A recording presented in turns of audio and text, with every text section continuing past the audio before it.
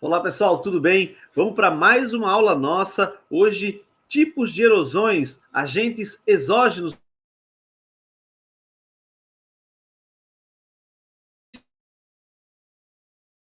O nosso relevo, beleza? Então vamos compartilhar nossa tela aqui com vocês já agora, para você dar uma espiada na nossa tela compartilhada, galera.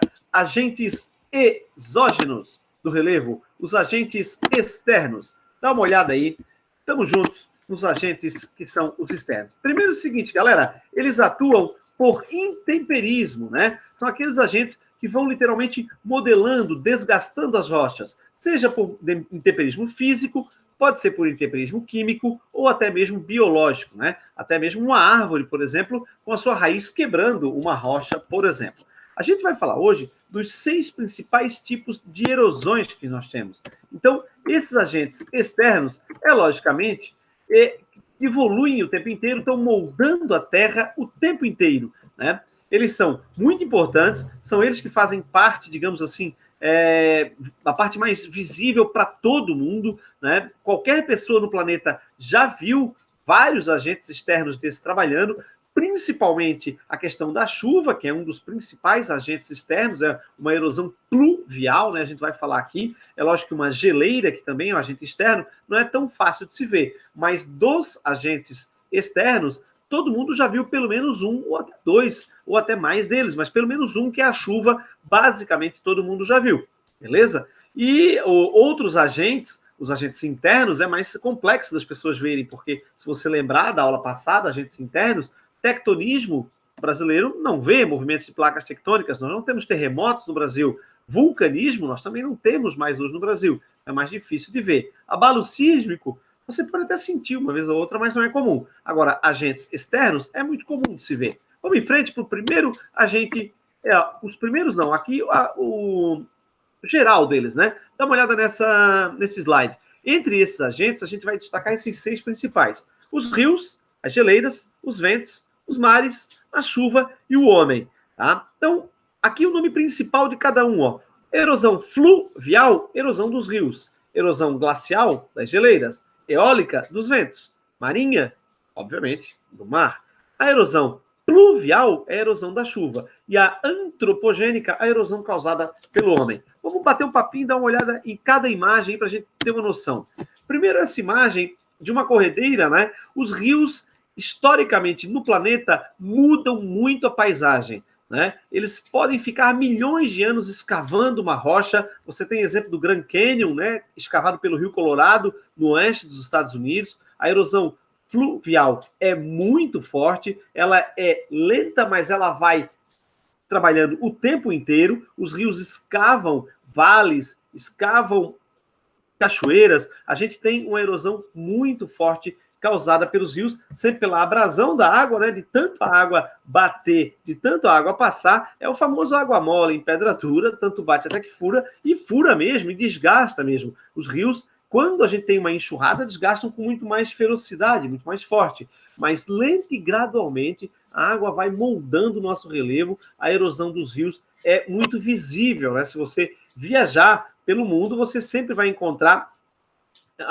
rios em várias cidades e eles desgastam essa região. Muitos rios das principais cidades do mundo estão trancados, né? Estão literalmente colocados dentro de canaletas, mas pelo mundo afora, os rios têm um papel importante, sim, em modificar o nosso relevo. A erosão fluvial é a primeira.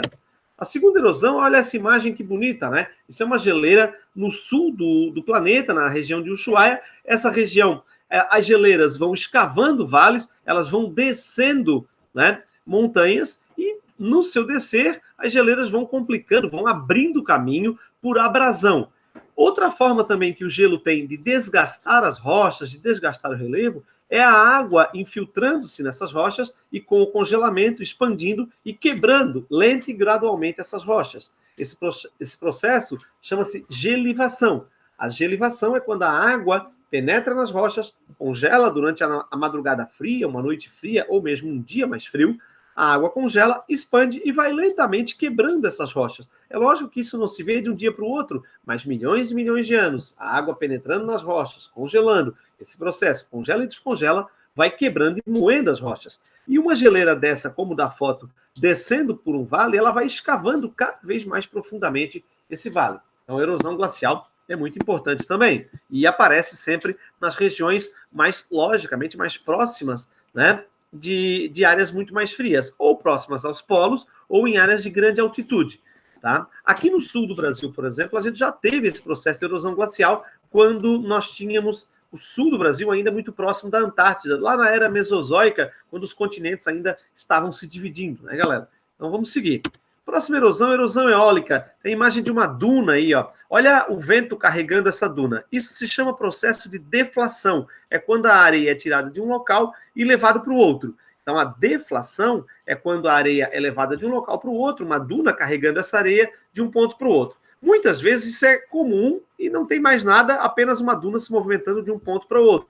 Mas quando você tem uma cidade, uma vila, alguma concentração urbana próxima, você muitas vezes tem essas vilas. No Nordeste é comum acontecer isso, no Nordeste brasileiro, né, você tem cidades ou vilas, né, não grandes cidades, mas vilas que são sim tomadas pela areia das dunas.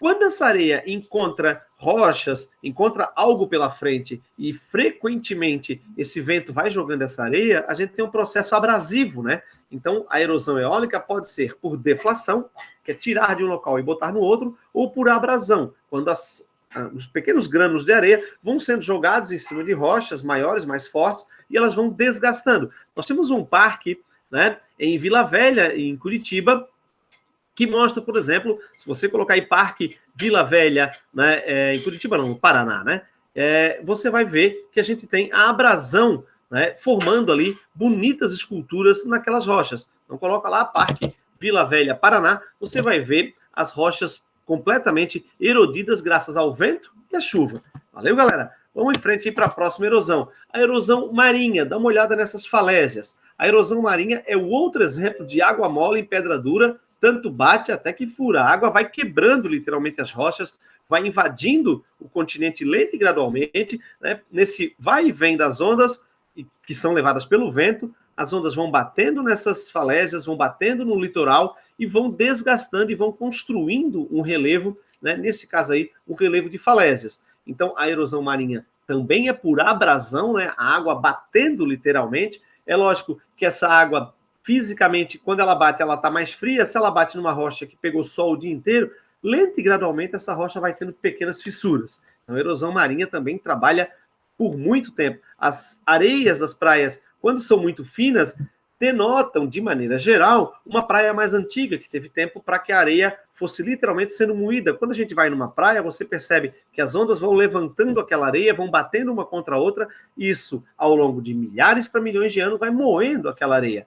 Então, muitas vezes, quando você está numa praia de areia mais grossa, você nota que tem duas coisas. Ou a praia não tem um movimento de água muito forte, ou se tem, pode ter certeza que ainda é uma praia nova, geologicamente falando, ou com rochas mais resistentes, que demoram mais a ser picadas, quebradas, literalmente, por esse movimento da água, batendo umas contra as outras ao longo de milhares e milhões de anos. Beleza? Penúltimo tipo de erosão, a erosão pluvial, erosão da chuva. Galera, a chuva, ela, quando vem com muita força, ela pode sim provocar grandes problemas, principalmente para o nosso modo de vida, né? Quando construímos estradas, colocamos cidades, colocamos muitas vezes construções em áreas mais íngremes, e a água, quando ela desce, quando ela vem com força, ela provoca, sim, grandes problemas para a humanidade, principalmente no sistema que nós temos hoje de vida. É lógico, a erosão pluvial, ela é muito mais comum em áreas desprotegidas, né? Você tem aqui uma imagem de uma estrada com uma imensa ravina, né? Um imenso buraco aí, causado pela água da chuva em grande quantidade. A água concentra, carrega mesmo, causa problemas. São ravinas as grandes valas formadas por água da chuva, e ravinas e vossorocas, né? As grandes valas, as ravinas um pouco menores, as vossorocas ainda maiores, e isso complica bastante o nosso modo de vida. A erosão pluvial atrapalha bastante a gente aí quando a gente constrói em áreas que não deveria, né? Então, a chuva, ela muitas vezes derruba casas, derruba pontes, arranca, né, plantações de local, arranca estradas de local, arranca estradas de ferro do local. A água da chuva não é brincadeira.